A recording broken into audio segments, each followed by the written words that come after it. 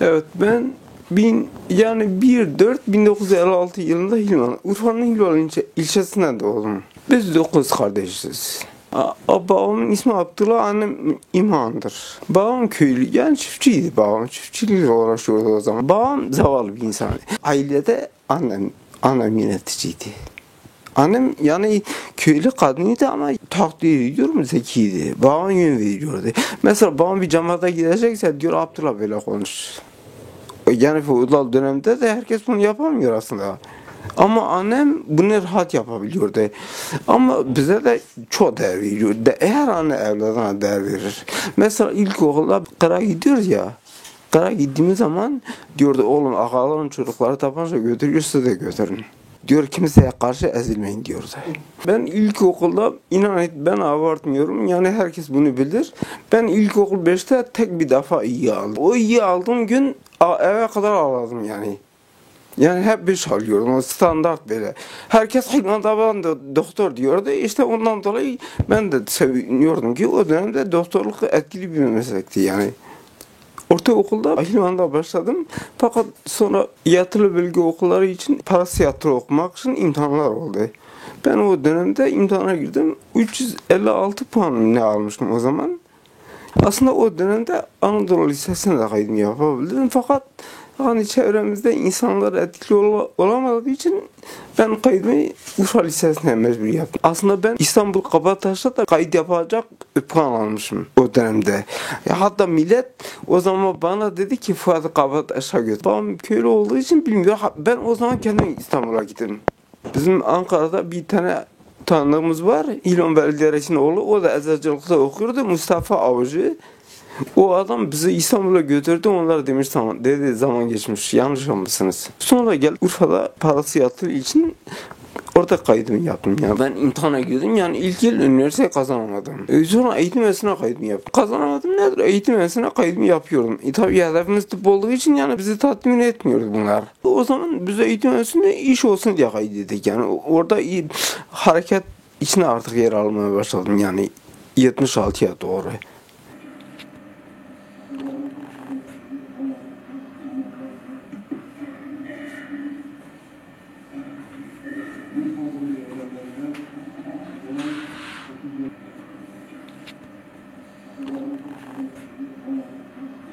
Kitaplı gazete mesela şöyle bir şey vardı. O dönemde mesela en fazla gazete biz 71'de başladık okumaya. Hilvan küçük bir yerdir ya. Ama o dönemde deniz gezmişgiller asıllı ya. Ondan dolayı bizim gazete merakımız arttı. Yani basın o dönemde çok zayıftı. Bir şey yoktu. Yalnız gazete vardı. Abim Halil benden 2 yaş büyüktü o. Hilvan'da bizim bir adam vardı. O da Diyarbakır Ergani İlköğretim Okulu'nda okuyordu. O cezaevine girdi. Sonra çıktı. O benim abimle ilişki kurdu. Abime Hilvan'da şafakçı yaptı abim önce. Ondan sonra Apo'yla başladı yani sonra. Bir gün Apo gelmişti, onunla konuşmuştu.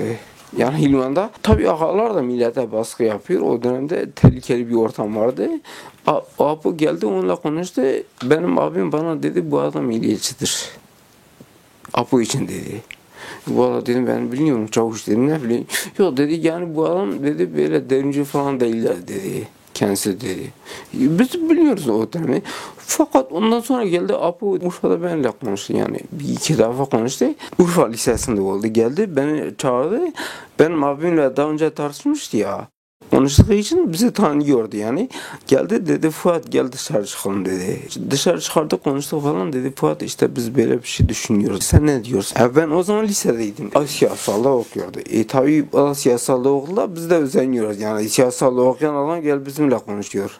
Bu bize ister istemez etkiliyordu. Bir de o dönemde feodalizm ağları var ya, kitle üzerinde baskı vardı, kuruyorlardı yani.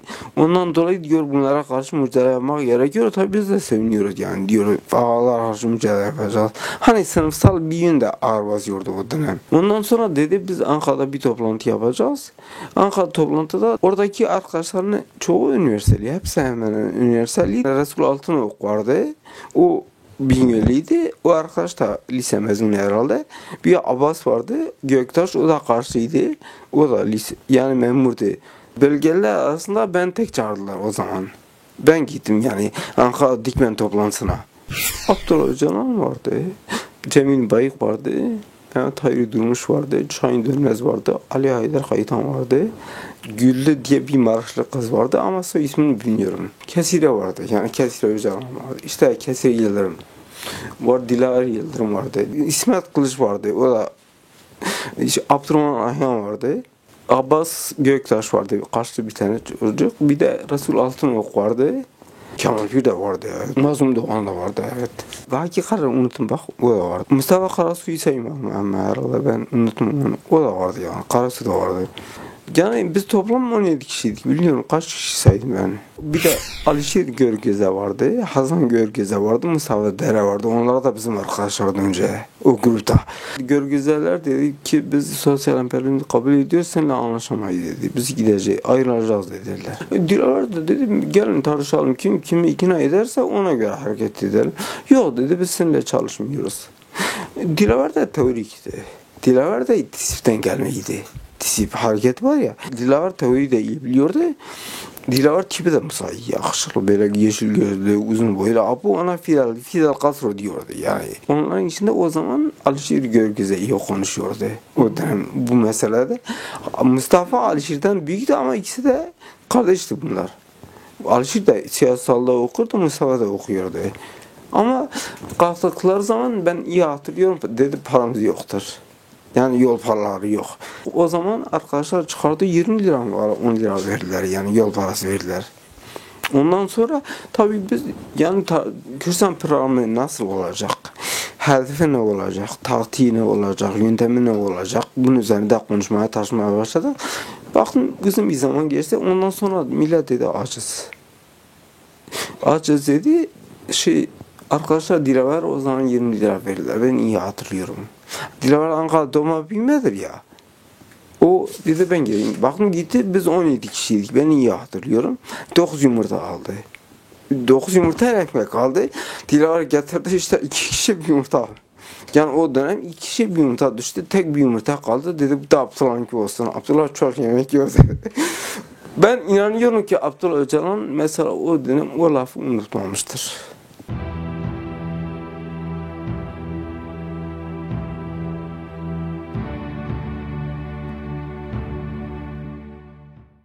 Yani o dönemde mesela konuşmalarımızı yaparken Dilaver redakte ediyordu. Çünkü Dilaver daha teorikti. Mazlumlar öyle gelişmemiş o zaman. 76 yani. Evet Mazlum sonra çok güçlendi. Bir kütüphane gibi bir dahi oldu ama o dönemde Dilaver karşısında kimse konuşamıyordu yani. Bir de İsmet Kılıç da etkiliydi. O da siyasalda okuyordu. Bizde o Dikmen grubu olduktan sonra gruplar ülkeye dağıldılar.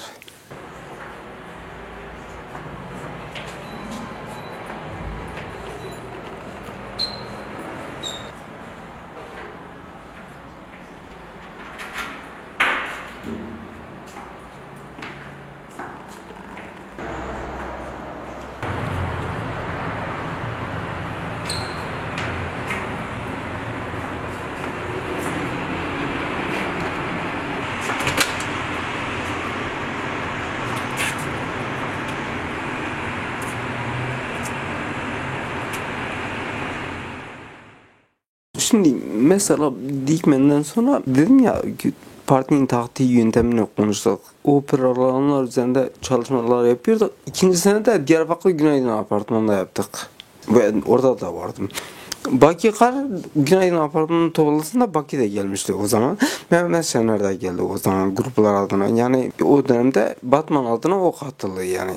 O dönemde hiyerarşi diye bir şey yoktu. Mesela Abdullah Öcalan millet affı diyordu o kadar. Yani kimse ona başkan demiyordu. Yani abi birisi insanlar büyük olma bizim kültürümüzde var abi diyoruz yani bu kadar. Yani başka bir şey yoktu mesela. Bu 77'de ondan sonra hani biz Günaydın Apartmanı'nda olduğunda yani bir hareket ulaştıracağız. Bu hareket şiddeti temel ilke olarak benimseyecek.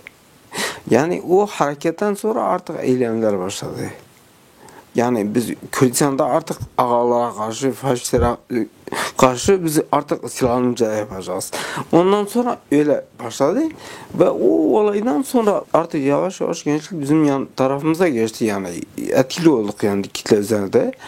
O dönemde bir teori değil de eski hakimse o güçlü oluyordu. Biz 77'de artık gelecek sene parti kuracağız. Son durumu konuştu ama 76'dan sonra artık gruplar çalışmaya resmi olarak başladı.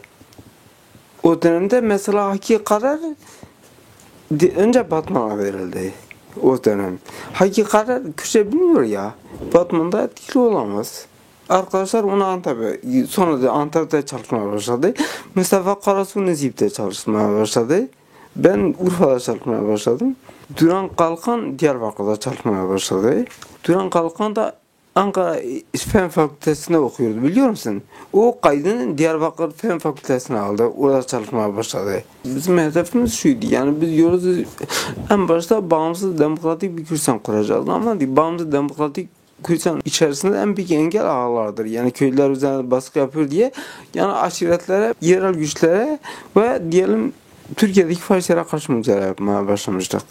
Şimdi mesela ben 1977 16 Mayıs'ında Antep'teydim. Yani iyi hatırlıyorum. Şimdi Antep'e gittim. Urfa'da ben gidiyorum. O dönemde Haki Karar Antep'te çalışıyordu. Haki Karar etkili bir insandı. Mesela o gidiyordu, altına da hamallık yapıyordu. Bile gelip orada ev tutuyordu, çalışıyordu. Bu da bizi bayağı etkiledi yani. Haki Karar mesela ayakkabısının dibi delinmiş ya. İğne iplikle dikiyormuş ki su çekmesin diye. Sonra ben gittim, ben konuştum Haki'yle dedim. İşte böyle. Haki dedi Fuat 7,5 lira var dedi bende şu anda. Dedi kahvaltı yapalım seni Urfa'ya gönderelim dedi. Geri git eve. Kahvaltı biz yaptık. Haki beni Urfa'ya gönderdi. Urfa'da ben kalıyorum. Ebu Bekir vardı Halil Ataç. Belki bilmiyorsunuz. Yani o beraber kalıyor da sabahleyin erken Sayın Aşkın vardı. Bizim bir arkadaş öğretmen. Çok değerli bir insandı. Gerçekten yani kumaşı bir insandı. Çok etkileyiciydi. Hatta o dönem iyi hatırlıyorum maaşı 970 liraydı. Ahbap geldi bir gün bana dedi ki Fuat Sayın senden şikayetçidir dedi. Dedim niye? Demiş herkes benim yanımda yemek yiyor Fatih yemiyor. Dedim dedim bu köy ağası değil ki. Kız açlıktan ölüyor dedim. Herkes gidiyor diyor para ver saymaya. Herkes diyor bize yemek ver. Dedim saymaya neyi var ki? Saymaya kendini açlıktan ölürmüş. Dedim bak çöp gibi olmuş. Ben nasıl onun yemeğini yiyeceğim dedim. Sonra durumu anlattı dedi ama demiş yok o da yesin. Herkes yiyorsa o da yesin. Ne olacak? Kapı çaldı. Genelde Halil kapıyı açıyordu. Halil Ataç. Sonra saymaya geldi. Dedi Fuat Haki vurulmuş. Haki vurulmuş tabi bize hepimiz böyle mahvolduk yani. O dönemde bizim de bir 9 çaplı bir silahımız var. Bir de bir tabancamız var tek o dönem. Tek bir Kelşinkov silahı da o zaman sürüşte aldık. O zamanın parası 13.500 lira. O silah mesela diyelim Urfa'dan Kürdistan'ın her tarafından dolaşır diye. Herkes görmek istiyor yani nasıl bir şeydir silah. Merak var ya. Dedi Haki vurmuş. Ben o silahı aldım. 2 silahı bir arabayla 5 kişiyle beraber gittik oraya. Antep'e gittik. Antep'e gittik. Duran Kalkan da gelmiş oraya. Şahin Dönmez de vardı. Cemil Bayık da vardı. Kemal Pir de. Bir de Rıza Altun da vardı. Rıza Altun geldi. Yani biz de Haki'yi kaçıracağız. O dönemde hani bir adam vuruldu mu kaçıracaksın yani. Biraz solculuk vardı yani. Tabii biz diyoruz nasıl devletin elinde kaldı bu cenaze. Sonra benle Duran Kalkan telefon açtık. Ordu'ya. Haki Ordu Ulubey ilçesindendir. O Ordu Ulubey ilçesinde Taki var en büyük abileri. O zaman Töpter Başkanıydı. Benle Duran gittik telefon açtık. Duran dedi ki Haki dedi yaralıdır. Dedi gelin dedi. Antep'e gelin. Yani biz demedik. Şehit olmuş yani. Sonra onlar gelmeye başladıktan sonra şimdi biz cenazeyi ben, Kemal Pir, Rıza Altun biz üçümüz karar aldık. Yani içeri gibi alacağız. Halbuki alamayız yani. Alsak nereye götüreceğiz? Oraya kadar götürecek gücümüz yok yani. O zaman Apo bakın gelmiş hemen demiş ki söyle öyle bir şey yapmasınlar. Çünkü biz oraya kadar onu götüremeyiz. En son işte Kemal Pir, Şahin Dönmez, benim abim Halil Çavgun, bir de Mustafa Bozkurt diye bir arkadaş vardı. Onların taksisi vardı. Onlar Haki'nin cenazesiyle beraber gittiler. Yani orada. O dönem abim bizden 54 onlu ya biraz da olgun görünüyor. Biz diyoruz yaşlı insan da makbuldür yani iyi. Onlar gittiler Çorum'un Sungurlu ilçesinde trafikası geçirdiler.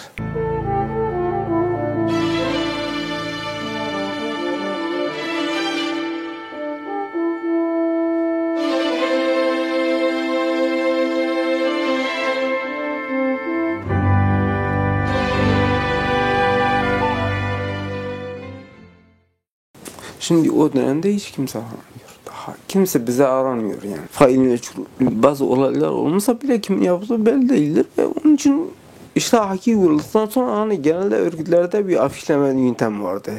O dönem artık hakin afişlemesi olacak. Ben Halya'da afişleme yapacağız ama ikimiz de ben biraz patlatmasını öğrenmişim yani o kadar. 2 Kalashnikov var, bir tanesi evde kaldı, bir tanesine gittim yani çıktık dışarı. Çünkü başkası kullanamıyoruz ya. Ama bir tane de Hilvan'a göndermiştik o zaman. Abim de onunla afişleme yapıyor o gece. O gece afişleme yaparken polislerle biraz ufak bir çatışma içimde doğuyor. Fakat bir mermi silahdan düşüyor. O silahtan düşen mermi suyun içine giriyor. Abim kalkıyor tekrar şarjör onu takıyor. Sonra sabahleyin arkadaşlar dedi ki Hilvan'da çatışma olmuş. Ben o 2 silahı da aldım gittim. Yani biz ağalığa karşıyız ya. Gittim oraya işte baktım yani aşirettekiler mesela silahla çarşıda bile dolaşıyorlardı. Onlar çarşıda biz bir ara geldik bizi toplu tarayacaklarmış. Sonra birisi demiş ki amcam ona demiş ki yanında eniştemizdir de demiş ki çocuklara söyle Fuat Gül gelmiş millet Fuat Gül tarayabilirler demiş. Sonra baktım Ekrem Çölyen diye bir polis vardı. İlvan'da yani o zaman. MHP bir sırayla böyle geldi. Geliyordu. Baktım abim dedi ki git Kalashnikov'u getir dedi. Burada tarayalım bunu. Sonra o adam biz yetişemedik geri gitti. Biz silahları aldık gittik okulun bahçesinde oturduk. İşte gece onlar geldi. Abimi vurdular. Onlardan da 4 kişi yaralandı. Ve en son İlvan'daki doktor en son annemin yanına geliyor. Şimdi abim 3 tane silah kurşun yemiş o zaman. Ama ölmemiş. O okulun bahçesindeyiz. O bir tarafta ben de bir taraftayım. Ama arkadaşlar diğer tarafa kaçtı. Duvarın arkasına atladılar. Ben de Kalashnikov var. Onda da bir tane Walter silah vardı. Özel bir silah. Ama dedi Fuat bu iyi değil ya. Dedi ben güvenmiyorum buna. Onlar geldi bizi taramaya çalıştılar. Aşiret insanları. Bizim nöbetçi vardı. O arkadaş kaçtı o zaman. Ben de silah kabzasını bile açamadım yani. Şimdi işte o olay olduktan sonra abim vuruluyor ya. O zaman kimse bilmiyor daha vurulmuş yani. Polis en son geliyor. Ekrem Çölyen dedin ya MHP 5'inde vardı. O bağımsız Gürsan solağına atarken işte burasına kurşun sıkıyor gözüne. Hatta doktor o zaman Şefik Yıldız bir doktor var. Gelip anneme söylüyor ki diyor Fuat'a söyle yani bu ağaların kurşunla ölmedi. Ekrem Çölyen'in kurşunla öldü. Polisin yani. Ondan sonra tayini sürücü kaldılar. O polisin tayini. Bizim arkadaşlar onu da etkisiz hale getirdiler.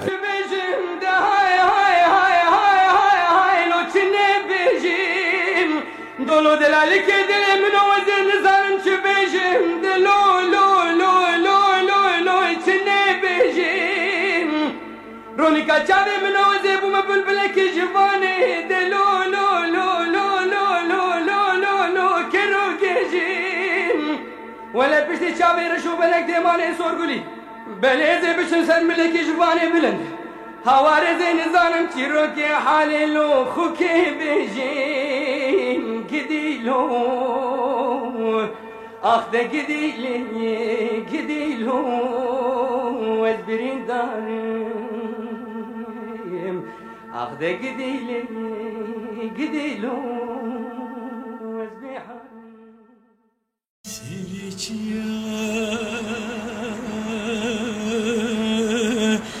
Budumane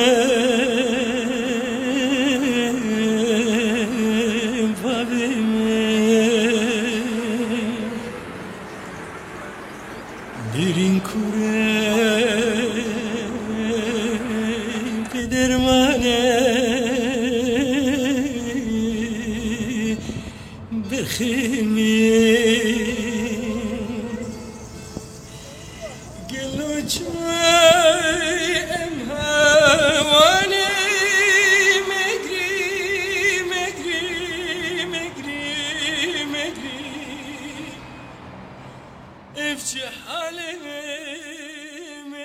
son toplantıyı Karşıyaka'da yapacağız. Evet, Antep'te Karşıyaka toplantı yapacağız.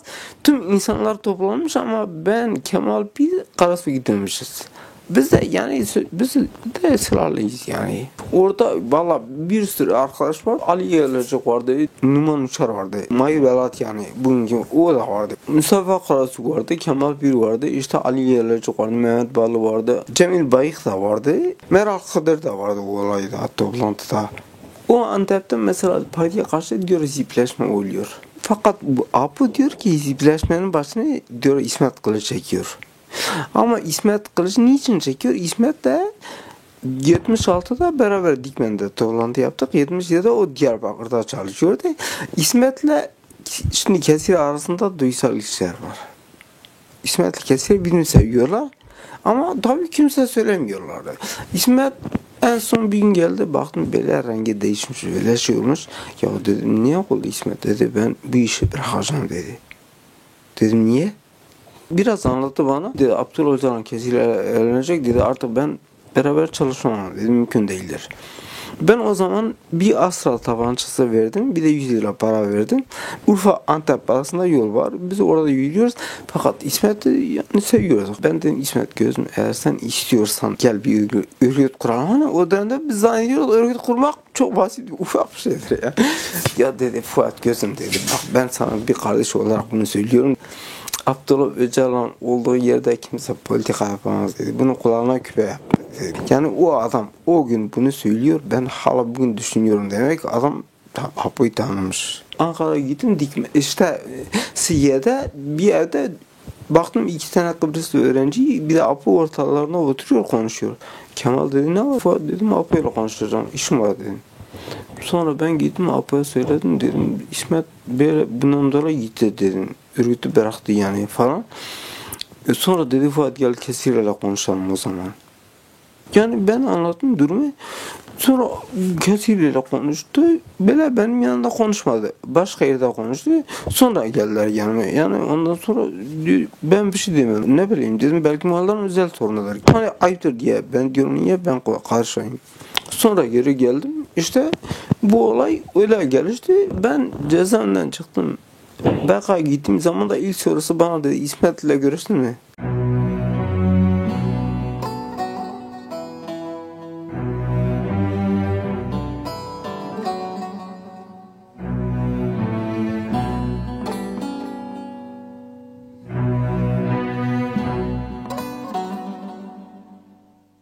Bak gerçekten abartmıyorum, Kesir akıllı bir kızdı.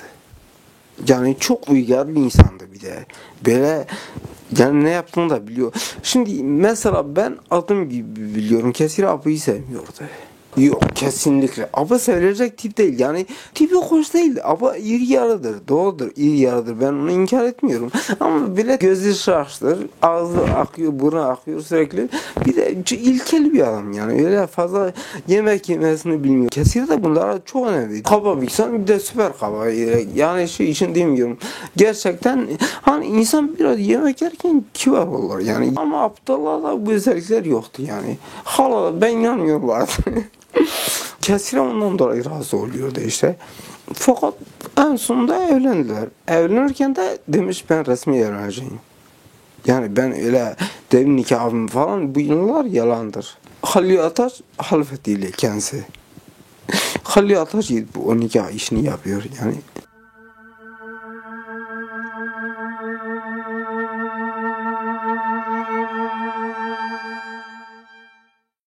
6 Ekim oldu, biz yakalandık Urfa'da. Ben Ebu Bekir, Halil Ataş yani Cuma okuyan vardı bizim ya. O da Ankara Eğitim Fakültesi'ne okuyordu. Halil geldi. Halil dedi Fuat polisler geldi. İşte Münir Tatye o şube şefi. O geldi. Onlar silahla etrafını sardılar. Bizi aldılar işte o zaman içeri. Halil Ataş'ın eviydi. Mesela polis bana dedi sen niye buradasın dedi. Ben 4 ay o evde kaldım. Sahibi boşçacı kadın dedi. 2 tane de kızı vardı. Urfa sıcağı çok pistir. Yaz ortasına perdeyi çekiyordum, içeride oturuyordum, dışarı çıkmıyordum yani. Bir şey olacaksa Sayme aşkın ara sıra bize gidip alıyordu. Oraya Bekir dışarı çıkıyordu. Mesela benim aklımda 3 defa idam isteniyordu. Tabii en son işte mahkemelerde hepsinden beraat ettim. Örgütten tek 24 yıl ceza aldım. 168'e birinin idamı 24 yıldır. Ben aldım, Mehmet Senler aldı, Ferzanlar Tağaç aldı. Mehmet Senler'inki onların yargıtayda bozuldu, benimki bozulmadı. Yani biz de ölüm orucuna girdiğimiz için herhalde en büyük etkisi de buydu. İşte biz yakalandıktan sonra o Ekim ayında parti kurulmadı. Arkadaşlar demiş 4 tane kadınımız gitti, ne yapalım yani. Bir o dönemde tabii panik de var yani. Ben, Kemal Pir, Halil Ataş, Cuma Koyukan. Bunlar yakalandıktan sonra işte parti Ekim ayından Kasım ayına erteleniyor diyor, bir ay sonra kuralım. Kasım'ın 27'sinde Fiz köyünde toplanıyorlar ve partiyi orada kuruyorlar. Biz içerideyiz tabii. O toplantıda Ferhat Kutay da var. Partinin ismini esas veren Ferhat Kutay'dır.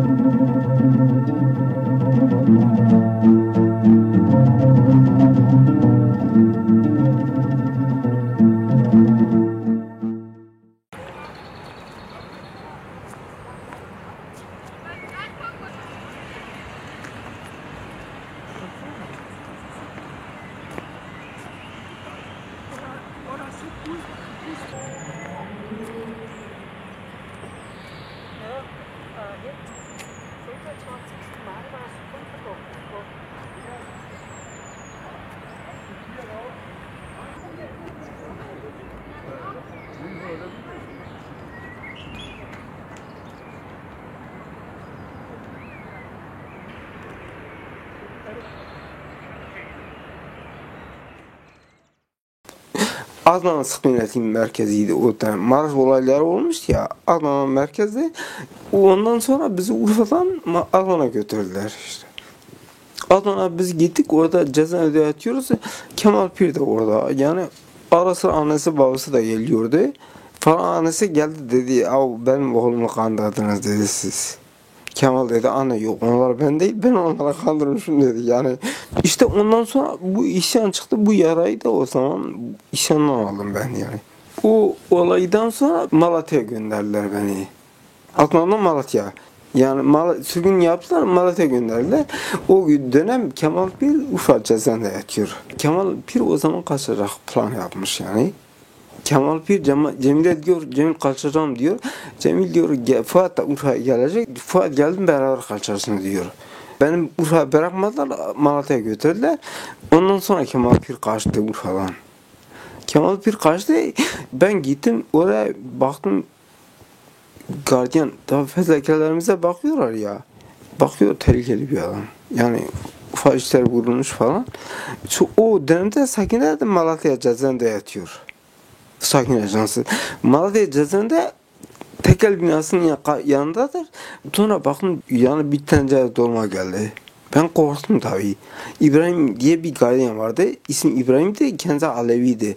Dedi Fuat dikkat dedi, burada seni vurabilirler dedi. Burada MHP faşistler var dedi yukarıda. Dedi sen dikkat et dedi. Senin isim geldi yani bize. Ben dedim tamam. Baktım bir gardiyan bayan geldi, bana bir kağıt verdi, not verdi. Yani böyle kapı arasında. Baktım bir de bir tencere yemek geldi. İşte baktım Sakine diyor, Fuat ben senin geldiğini duydum. Yemek yaptım, bu yemeği rahat yiyebilirsin yani. Ben önce korktum, dedim belki bizi zehirleyecekler, bu nedir? Yani ben yeni gidiyorum, kimseyi tanımıyorum. Sakine deyince tabii sıkıntı kalmadı artık. Biz yemeğimizi yedik. Ailemiz geldiğimiz ziyarete falan önce Sakine gidiyorlar, sonra bize geliyorlar. Onlar ilk bölüm onlarınkidir. Şimdi Sakine bakıyor, 2 gardiyan var. Bir tane Zehra var, bir tane kadın, bir de Alevi kadın var. Böyle diyaloğu bizimle sağlıyor. Kağıt mağat getirip götürüyor yani. İlişkimizi o sağlıyor. Sakine o Zehra denilen kadın elbisesini gece giyiyor. Dışarı çıkıyor, asker hiçbir şey bilmiyor. Zannediyor gardiyandır. Sakine kaçıyor, dışarı gidiyor. Yol bilmiyor, bir şey bilmiyor. Ondan sonra Sakine'yi yakalıyorlar, tekrar geri getiriyorlar cezaevine. Sonra kadın geldi bana dedi, Fuat Sakine'yi çok vuracak, işkence yapar, bunu da tehlikelidir. Ben müdüre gittim, dedim arkadaş herhalde dışarı gitmiş, dedim geri gelmiş yani. Müdür de dedi, o zaman sen gel müdür ol dedi. Ne konuşuyorsun dedi. Yok dedim, bak arkadaşlar bir şey olsa dedim sorumlusu sizsiniz dedim.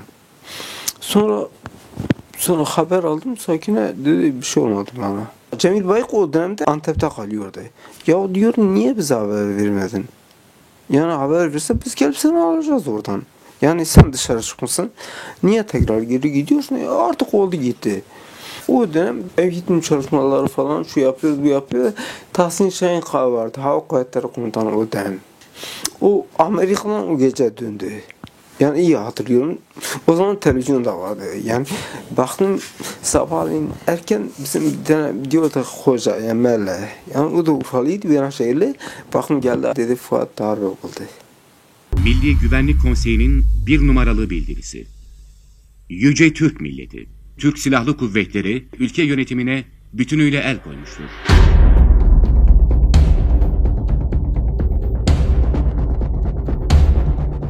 Yarının teminatı olan evlatlarımızın Atatürk ilkeleri yerine yabancı ideolojilerle yetişerek sonunda birer anarşist olmasını önleyecek tedbirler alınacaktır. Bir, cumhuriyetçilik. İki, milliyetçilik. Üç, halkçılık.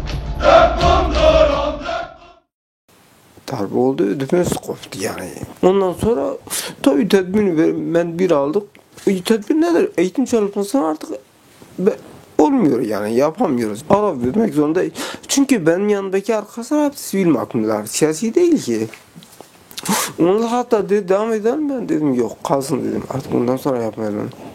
Ondan sonra Sakine dedi Fuat bir haber geldi dedi biz Elazığ grubuyla gideceğiz yani. Ben Elazığ grubuyla götüreceklerdi. Hani Elazığ grubuna yararlanıyor ya. O da sürgüne gelmiş yani Malatya'ya. Onlar Sakine aldı. Sakine ben de dedim götürürler, götürmediler. Sakine aldı gitti işte Diyarbakır Elazığ grubuyla beraber gitti.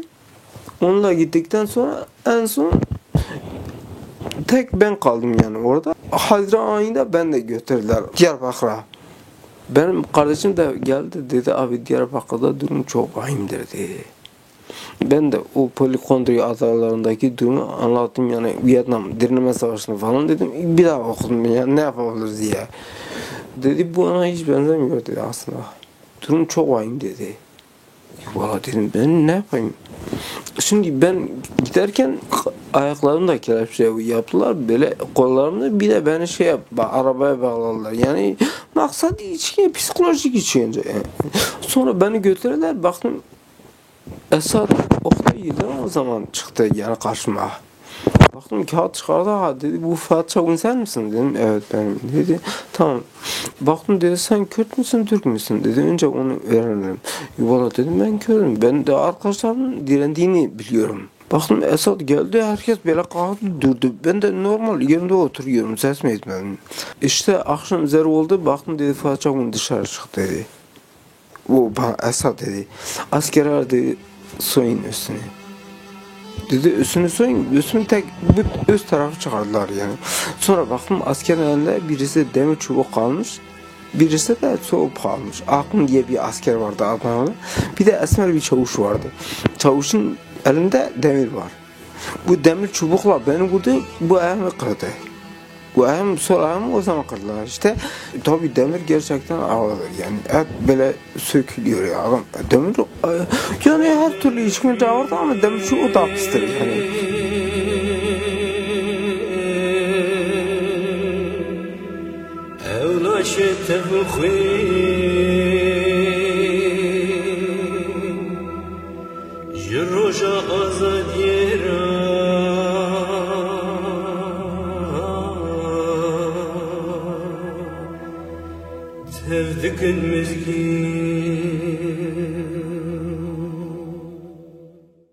Tabii 9 gün yemek falan da yemedim. Televizyon kabul etmedim. Sonra baktım bir tane asker geldi. Doktor hastayım. Yanında askerler var. Baktım askerler dedi gidin. Yani bana uydurdu onları gönderdi. Baktım dedi Fuat ayağın dedi bir iki gün sonra kesilecek. Yani bitiyor artık, kesilmesi gerekiyor dedi. Sen yemek de yemiyorsun ya dedi. Tedavi de olmuyorsun dedi. Durum açık vahim de ama dedi ben bunu sana söyledim kimse duymasın dedi. O gün beni vurduğu zaman, ayağını kırdığı zaman yani o üzerinde bir çocuk vardı Urfalı. O çocuk o işinden dolayı gece intihar etmiş. Yani Fuat'a bunu yapıyorlarsa ben nasıl burada yaşarım diye. Yani o korkudan o çocuk intihar ediyor. O çocuktan kalsın da o da bizden daha yaşlı yani. Cenaplar'da devlet öğretmen çiftliğinde şoförmüş. Yukarı çıkardılar, tek kişilik ücret koydular. Sonra komşuda bir tane arkadaş var Batmalı.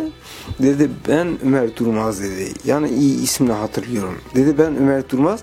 Dedi Fuat abi dedi arkadaşlar hepsi teslim olmuş. Dedi ben de Batman grubundan çıkıyorum dedi. Ben dedim hele Hayriye, Mazlum'a, Kemal onlara söyle ne yapayım ben. Sonra Mazlum demiş biz teslim olmuşuz. Biz bu arada bir şey diyemeyiz yani bizim hakkımız yoktur. O bilir ne yapacağını. En son Hayri demiş ki Fuat'a şunu söyle. Hayri durmuş diyor ki biraz bekle biz beraber iş yapalım. İşte Hayri durmuş da onu söyledikten sonra ben de artık teslim oldum yani bir şey yapmadım. Dedim çünkü etkili olamam. Tabii ayağım sonra tedavi ettiler 1-2 ay sonra biraz demek ki insan gençken vücut kendisini onarabiliyor yani ve etkisi oldu iyileştim yani.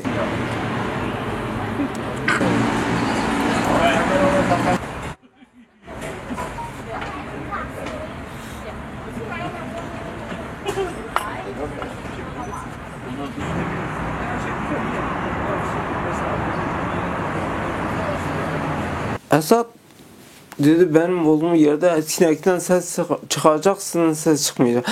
O cezamda o zaman bilmiyorum millet diyordu 3500 insan var. Hani millet üstte yatıyordu yer yoktu yani. Herkes yerde yatıyor şu yapıyor. Gerçekten insan teslim olduğunu çok kötüleşiyor yani.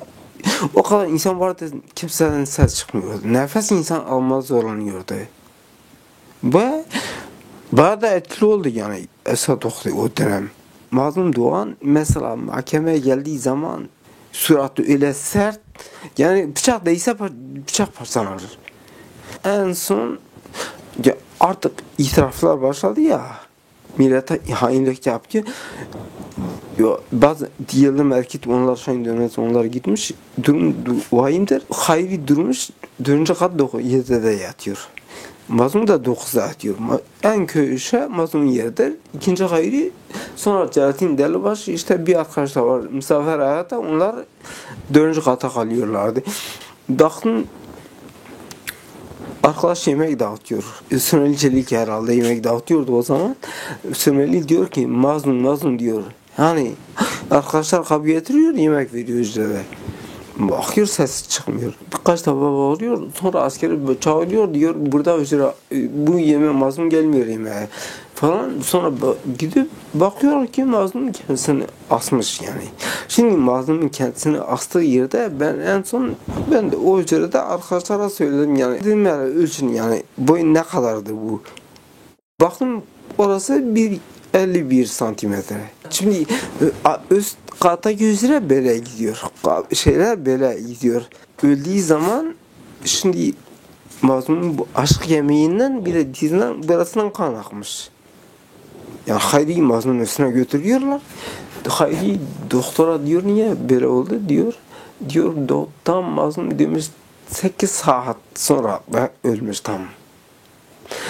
Kafasına kravatı geçirmiş, kafasına yukarıdaki şeyi atmış, ayaklarını da lavabonun üstüne koymuş, öyle kendisine atmış. Yani öyle bir anda ölmemiş yani. Mesela normalde bir idam 70 saniyedir. Yani bizim bildiğimiz budur yani bilimseldir yani bu.